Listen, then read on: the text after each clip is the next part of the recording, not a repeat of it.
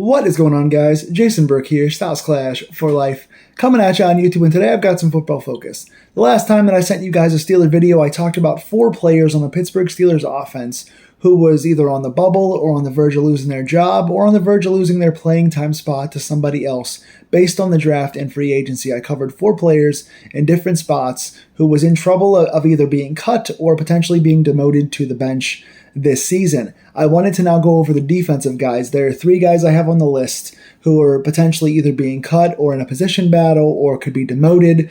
The ones on defense are not as plentiful. There's not as many. The names are not as big. They're a little more obvious. They're a little more on the end of the depth chart. But I wanted to bring you guys some guys on defense to look at during position battles for the OTAs. Pittsburgh Steelers OTAs just happened. There's one cut that we did that I will talk about. I'll get into that one cut. And there's one big signing. Aaron Rodgers is back. I didn't want to make a video about it because you guys knew it was coming. I knew it was coming. The $25 million, I think it was $20 million plus a $5 million potential bonus, or 25 plus a $5 million. So we're sinking between 25 and 30 million bucks into Aaron Rodgers for one season. He said that he is retiring after this season, so we got our quarterback as expected, paid a little more than I thought for him. That's about all I got to say about Aaron Rodgers at this point. You guys know where my head was. Let me know in the comments down below where your head is in regards to Aaron Rodgers. Do you like this 1-year stopgap to try and stay relevant this year while we look for our next quarterback, or did you guys want to go with a younger guy like I did? But let's talk about the 3 guys on defense who could be in trouble. First of all, looking at the linebacking situation, we didn't add anybody to the linebacking core through the draft or free agency, and we didn't cut anybody big or trade anyone big as of right now. So same 4 outside linebackers, same 5 inside linebackers in the same positions as last year. Interesting to see what the new defensive coordinator Patrick Graham is going to do with these guys and how he's going to move these guys around and use them, but we have the same 9 main linebackers that we had last year. So unless somebody on the outside like a Highsmith or a Watt or a Herbig winds up getting traded, and then there's really nothing to see here. It's the same guys in the same spots. I do foresee that we're going to potentially extend and definitely use Nick Herbig a lot more than we did last year. So, again, there could be a trade with one of the higher outside linebackers. But that being said, same 9 guys as of right now. If there is a trade or an extension, I'll bring you guys a video. Defensive line-wise, it's interesting because I only have 5 guys being total locks on this team. I know they're going to keep at least 6. They may keep 7. They've kept between 7 and 8 in the past years, but I think our defensive line is not as fortified on the back end as it usually is. I don't think our bench depth offense or defensive line pieces are as strong as they have been in the past. Dean Lowry came in with a lot of fanfare, got hurt for all of 2025, and is now gone. Isaiah Loudermilk, who I've always liked a lot as a bench piece, underrated backup defensive lineman. He signed with Minnesota, I think yesterday. So congrats to him and good luck in his future, but he's gone now. So we have less guys as far as backups go. Defensive line-wise, we have Cam Hayward, Keanu Benton, Derek Harmon, Y.A. Black, Sebastian Joseph Day. Those are your 5 main guys. And then you have, in my opinion, Logan Lee and Ezezi Otomewo fighting for the last spot, if you keep 6. Now, it's quite possible they could just keep all 7 of these guys and nobody's in danger of being cut. But I think that Logan Lee and Otomewo are kind of fighting for that last main roster spot. Kevin Jabity Jr., who is an undrafted free agent who looks impressive in short bursts on tape, could push for one of these last spots. I would keep 6 defensive linemen. They may keep 7. Otomewo is the better defensive lineman, but Logan Lee is the better special teams playmaker, and that's what you're looking for, guys to make plays in special teams when it comes to your backup guys. So, again, these guys could both make the roster.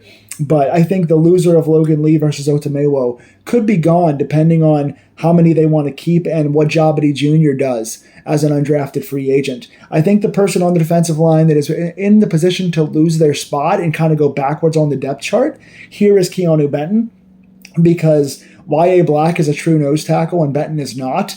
And Sebastian Joseph Day got signed as a free agent, and he's a big nose tackle. So those guys are going to play more in that spot. I think one of the things I want to see most out of this new defense with Patrick Graham is using Benton as an outside defensive lineman, using him as a 3-tech, 5-tech kind of guy. I don't want to see him lined up over center trying to be a big line clogger. He's not that guy. He's a twitchy pass rush guy that gets a good quick first step, wins the play and gets tackles for a loss in the backfield or goes after the quarterback and gets pressures and sacks.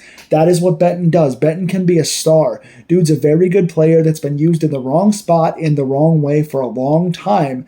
And now, with his job kind of on the line, bringing in Joseph Day to replace him takes him out of the starting lineup potentially. Joseph Day, Harmon, and Hayward are going to get a lot of snaps. And Y.A. Black came in last year as a backup nose and played pretty well in that spot. So Benton has to be kind of the backup defensive end player, and we want to see him flash and get after the quarterback and make some splash plays in the backfield to fight for his job. So while I think he is a young star that's been underrated and underused for a while now, I think if Graham uses him right, he could be a big-time playmaker. But if not, if he's stuck in that same under center nose tackle spot, he's in the place to lose his job because Y.A. Black is coming and Joseph Day is a veteran that is really good in that spot. So Benton is a guy to watch here.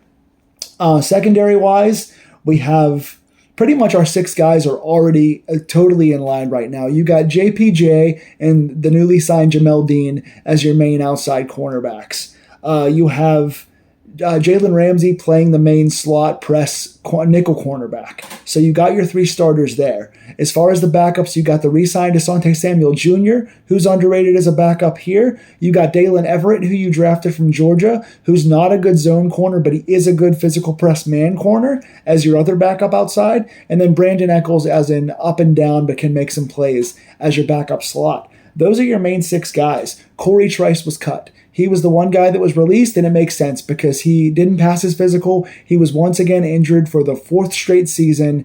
The dude's got all the physicality and the talent in the world and the upside, and I hope that he can get it together somewhere else, but he's just not healthy. The best ability is availability, and he was not available for 4 years now. So as sad as I am to see him go, it made sense. But with him being gone, we have our 6 guys now lined up. So the guy that's in trouble here is Dante Kent.